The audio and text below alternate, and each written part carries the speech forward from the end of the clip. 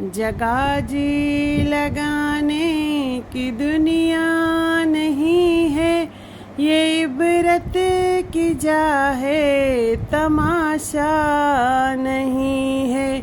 हुए नामवर अहले नाम कैसे कैसे, ज़मी खा गई नौजवां कैसे कैसे।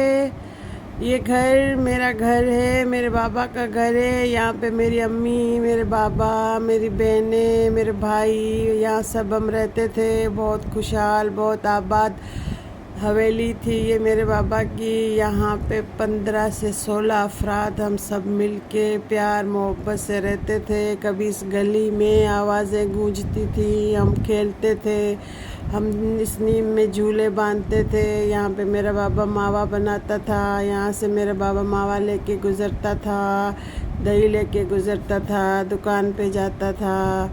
आबाद घर थे, अब वीरान हो गए, मकी हो गए, ला मकां कैसे कैसे।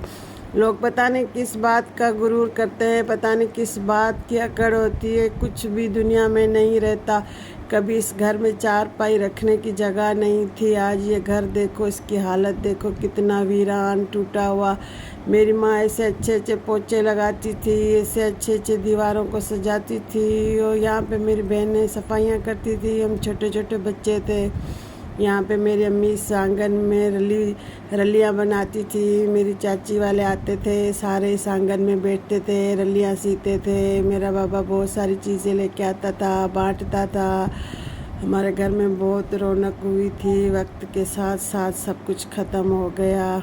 भाई लोग शहरों में शिफ्ट हो गए, बाबा अम्मी भाई सब कुछ लोग दुनिया से ऐसे चले गए। इसके पीछे सब कुछ ख़त्म हो गया। ये हवेली वीरान हो गई। मेरा भाई एक था, उसने इस घर को सजाया था, बनाया था। वो घर बनाते बनाते उसका इंतकाल हो गया। मेरा भाई फ़ौजी शहीद हो गया। उसके बाद मेरी अम्मी चली गई, फिर मेरा बाबा चला गया, फिर सब यहाँ से चले गए। फिर बेटियों की शादियाँ हो गई, बेटे अपनी ज़िंदगी में बस गए, बेटियाँ अपनी ज़िंदगियों में बस गई।